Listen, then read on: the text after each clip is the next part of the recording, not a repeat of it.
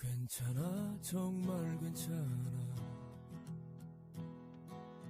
이젠 다시 설 수 있어 지나간 시간보다 더 Assalamualaikum warahmatullahi wabarakatuh. Perkenalkan, nama saya Intan Kusnawardani dari kelas PBS 1 B NPM 2010 30 10 19. Saya baru saja menyimak isi film dari film berjudul Hope yang berasal dari Korea Selatan, yang diambil dari kisah nyata tahun 2008 dan dijadikan film pada tahun 2013.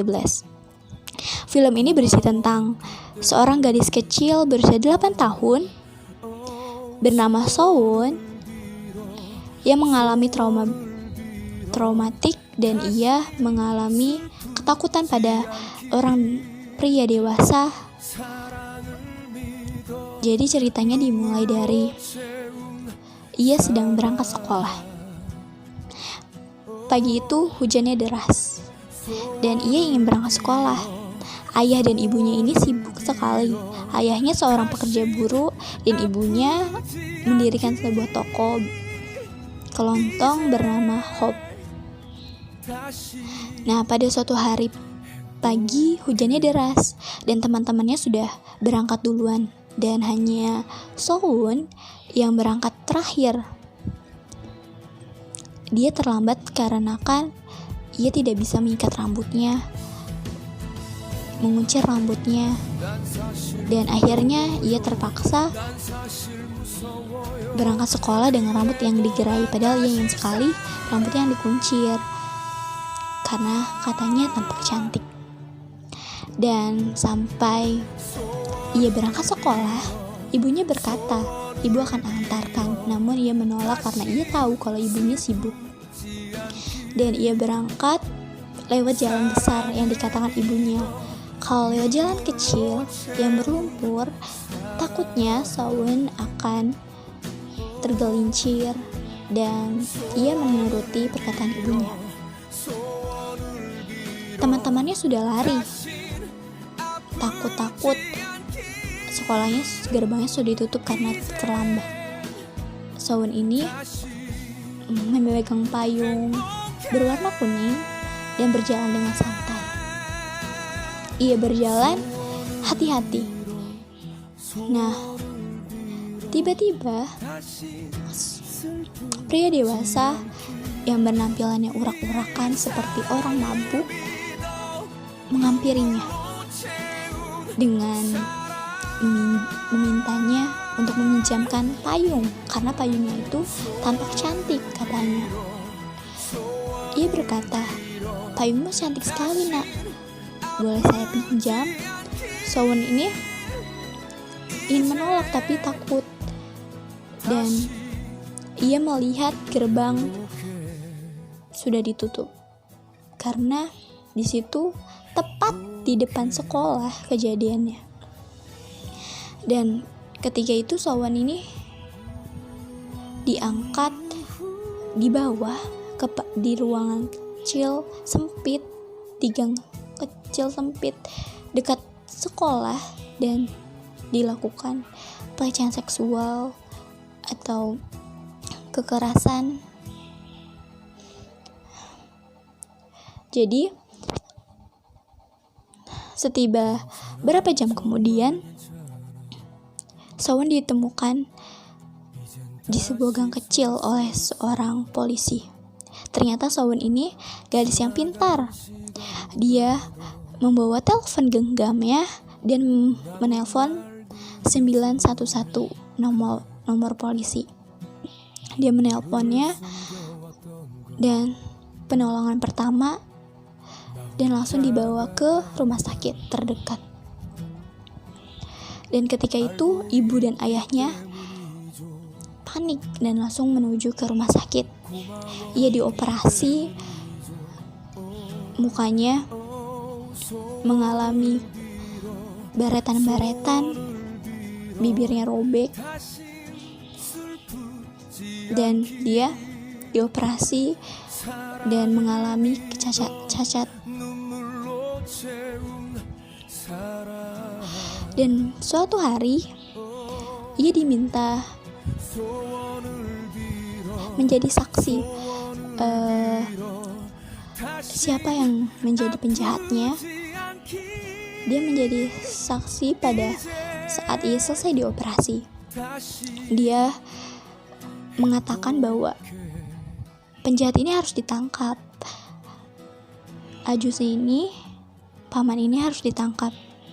Dan dia menunjuk ciri-ciri dari pelaku kejahatan ini, dan ia menunjuk salah satunya, dan besoknya segera ditangkap oleh pak polisinya dan dimasukkan ke penjara. Jadi setelah di penjara, pelaku kejahatan ini tampaknya tak sadar atas kesalahannya, dan persidangan ditunda sampai ia pulih ingatannya. Soun sudah kembali pulih, tetapi mental jiwanya tidak. Ia menjadi seorang gadis pendiam dan takut akan ayahnya. Ayahnya memakai cara menjadi komong yang tokoh kartun yang ia sukai, serial pagi hari yang ia suka sekali nonton. Jadi ayahnya menyewa sebuah kostum Kokomong untuk menghibur anaknya agar anaknya menjadi pulih kembali. Dan dengan bantuan psikiater pastinya, dan Soun sudah baikan, namun ia masih takut akan pria dewasa. Nah, sehabis itu Soun pulih. Ia khawatir setelah pulih ia akan bertemu teman-temannya ke sekolah kembali. Namun ia takut teman-temannya akan menanyakan kenapa ia tidak masuk sekolah, atau teman-temannya sudah tahu keadaannya, beritanya. Jadi ia enggan masuk sekolah, namun psikiater ini membujuknya sehingga dia bisa masuk sekolah dengan tenang lagi dan seperti biasanya. Nah, habis itu Soun masuk sekolah, sudah bertemu teman-teman, dan ternyata teman-temannya ini mendukungnya. Baik sekali teman-temannya, dan ia sudah pulih kembali. Dan waktu itu persidangan kembali lagi untuk persidangan terakhir, dan ternyata penjahat ini memberikan 3 petisi yang berisikan kalau dia tidak mengingatnya, kalau dia sedang berada keadaan mabuk, dan kalau dia bukan pelakunya. Hukum di negara sana bisa saja menghukumnya hanya sekitar 5-12 tahun paling lama kalau keadaan pelakunya ini benar-benar tidak ingat. Jadi ayahnya Soun ini takut kalau nanti setelah dewasa Soun, penjahatnya bebas ini akan menghampiri Soun lagi dan kejadian itu terulang kembali. Ayahnya tidak mau, dan pihak dari pengacaranya Soun menganjurkan bahwa Soun harus bersaksi lagi. Soun harus bersaksi supaya penjahat itu dihukum dengan seberat-beratnya. Namun ayahnya menolak dikarenakan tidak ingin memunculkan cerita kembali yang begitu parah diingat oleh anak sekecil itu. Nah, pada suatu malam ayah dan ibunya sedang berbicara tentang penjahatnya itu yang meminta untuk diringankan dan untuk melewati jalur perdamaian. Ayahnya berbicara kepada ibunya, kalau sampai saja penjahat itu dibebaskan dengan hanya 12 tahun penjara saja, maka ia akan membunuhnya. Dan Soun mendengar perkataan ayahnya yang ingin membunuh pelaku tersebut. Dan ketika itu Soen ingin menjadi saksi kembali. Persidangan dimulai dan ternyata ia telah membeberkan, dia telah menunjukkan pelakunya dan menjelaskannya, namun pelaku ini tetap tidak ingat karena dia seorang pemabuk yang sangat sering. Jadi dia tidak ingat kejadian tersebut. Menurut hukum sana, kalau pelaku tidak ingat, jadi hukumannya hanya dikenakan 12 tahun penjara saja. Dan di situ keluarga marah, ibunya marah, semuanya marah dan tidak ada yang menentangnya.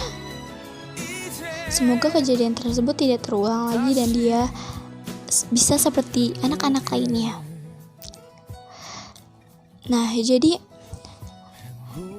amanat atau pesan yang disampaikan dalam film itu, pertama, adanya proteksi dari keluarga orang tua yang melindungi, menjaga anak, dan juga memperhatikan anak, dan hukum yang tegas. Adanya hukum yang tegas di suatu negara itu akan meminimalisirkan suatu kejahatan. Dan kita harus memberikan suatu pengajaran tentang atau edukasi tentang gimana kalau bertemu orang asing, bagaimana caranya untuk menghindari orang asing, menelpon, memberitahu kalau harus menelpon polisi dengan memberitahu nomor 911 atau nomor daruratnya. Dan intinya film ini memberikan banyak pelajaran tentang bagaimana kita harus